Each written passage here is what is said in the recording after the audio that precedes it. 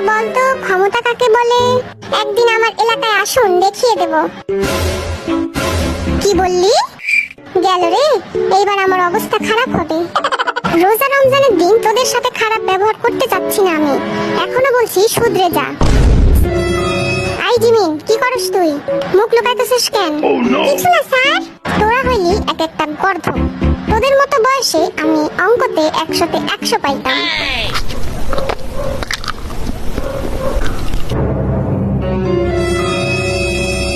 যা, ধরা খাইয়া গেলাম তো। এবার কি বলবো নি? ও তাহলে এই ব্যাপার, চুরি কইরা খাইতাছস তুই?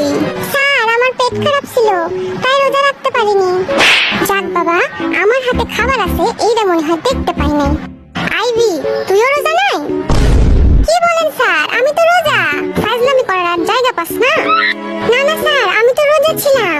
কাল ইফতারের সময় এই খাবার বেঁচে গিয়েছিল, আর আপনারাই তো বলেন যে খাবার অপচয় করা ঠিক না, তাই তো আমি খাবারটা নষ্ট হতে দিলাম না। ঠিক করিনি স্যার? তা তোর পাশেরটারও কি সেম কেস নাকি?